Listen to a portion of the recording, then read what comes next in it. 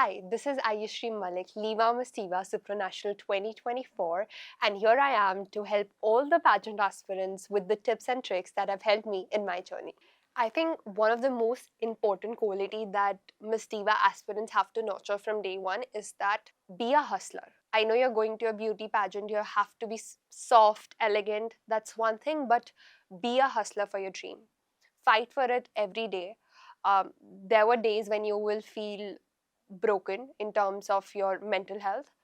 Just hustle through it. There will be days when you'll fall sick. It's very common. Hustle through it. Just don't give up. Just remember, if you have to be a diva, you have to be a hustler, you have to be a warrior, you have to be very strong for your own dreams.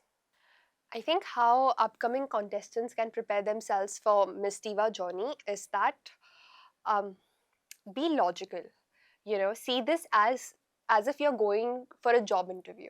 When you go for a job interview, there's a post that you're applying for.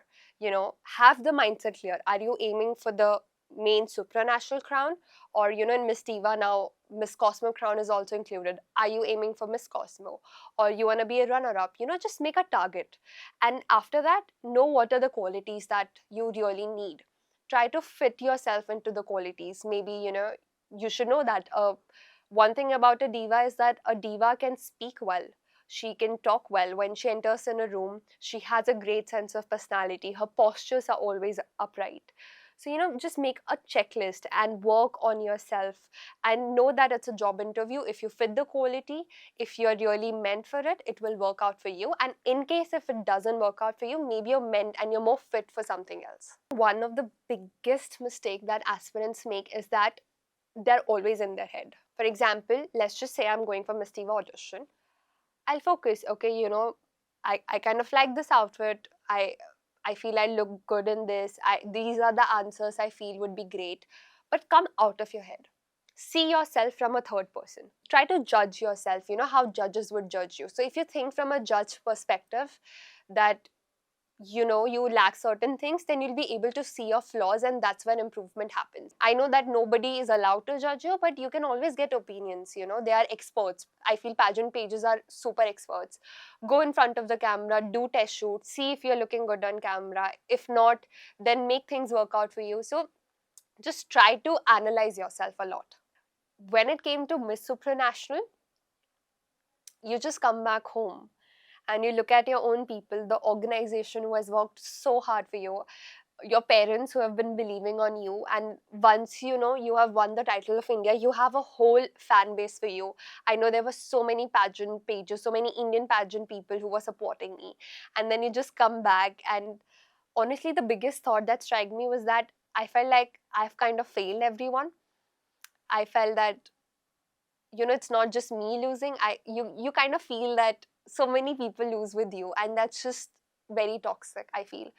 uh, don't be so harsh on yourself.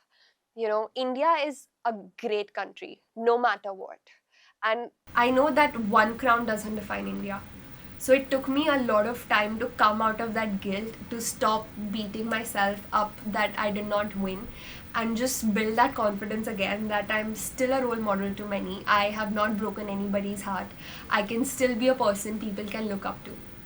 The only thing that sets you apart in this world full of glamour, and specifically in pageantry, because when on that stage you see everybody dolled up to perfect hair and makeup, wearing this stunning gown, one thing that makes you stand out is who you are, and people can only know who you are when you speak your heart out.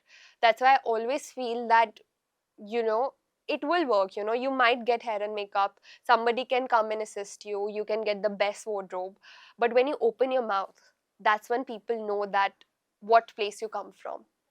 I think personally I felt this, that the area which beauty pageants or beauty queens are never prepared for is how to handle the results. In my case, I happened to win Miss Diva, but nobody really prepared me, how life changes after winning. There is so much of responsibilities. You're suddenly a role model to so many people. How do you handle that? If in case you don't happen to win it, how do you face that rejection? How do you stand back up? How do you give your next audition? How do you face camera again? Because, it's true, I did win Miss Diva, but I did not win the international pageant of Miss Supranational, and I was very heartbroken about it. And nobody came and told me how to handle that failure. So I think as long as you prepare for the journey, nobody really helps you to prepare for the outcome. And that's something it really strikes you and you have to deal with it. I think one aspect about Miss Diva that beauty queens usually neglect is that you really have to study the pageant. I would say that you need to mold your personality according to the pageant. Maybe a queen who is in Miss World might not be as similar as to someone who's going for Miss Supranational or somebody who's going for Miss Cosmo. So every pageant has a different demand. Every pageant requires a different kind of personality, I would say. So Miss Diva is someone who is bold, who is upfront, not in a very not in a very disrespectful manner, but bold and confident in who she is. And that's why I feel Miss Diva should know that they are powerful beings. Like, you really hold power in the words you're saying. And however you're portraying yourself, other girls are watching you and looking up to you. So for Miss Diva, be bold, be confident, be open about the things you want to take an action about. Also, as I mentioned earlier, when you're winning, everybody's supporting you, right? Everybody is happy for you. But one lesson that I personally learned was that when I came back to India, everybody was still loving me and supporting me as much as they did while I won Miss Diva. So that taught me that people who really love you, they'll be by your side no matter what. And most importantly, give it your all. I think I just gave it my all, and everybody saw my efforts, my hard work. I was true. I was being very authentic. I was giving my 100% every single day, and that's why even if the result is not something that I wanted, I still have that love, support, and that respect from everyone, from the country, from pageant pages, from organization, from my own people. If Miss Diva Prep would be a playlist, I think everybody can guess it. It's the Diva song by the Beyonce, a diva is a hustler. No, no, no, no, no. I think that song. Oh my gosh. Second was actually the national anthem of India. I know it's not a song, but I felt so connected because it would actually inspire me that I have to do this not just for myself, but for India. When you participate for Miss Diva, you really don't think that, okay, just Miss Diva ho gaya khatam. You have to go international. You have to represent India.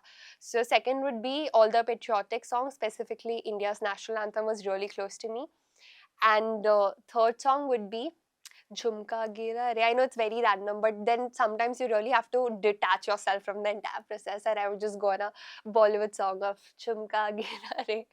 So that's fun. One fashion hack I would swear by, actually, there are too many, but I feel smile. Smile with gloss on, even if you don't have the most amazing outfit, even if you don't have the best hair and makeup going on, if you can smile with gloss on and you can talk confidently, trust me, any fashion would work for you. I think the unglamorous part during Miss Diva journey that nobody talked about was that this one morning, it was an early call time. So all of the girls, we were actually half ready for it. Somebody just had a foundation on, somebody just had their eyebrows done, and we looked like clowns. So girls out there, let me tell you, either be a natural beauty, go bare face, or just go all glammed up. Never go out in half makeup. I've done that and it's terrible.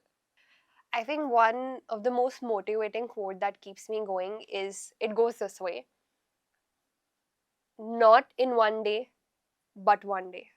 I'll just say that again: not in one day, but one day. That means everything can't come to you in just a day, but if you keep working for it, it will come to you one day. So these were the amazing tips and tricks that I had for all the divas listening right now. And one final thing that I like to say to all of you is that maybe you're not a diva right now, but you can become one just like me. And trust me, the journey might be hard, but you have it in you. So keep going, keep doing it. And one day, I hope I get to see you as a diva.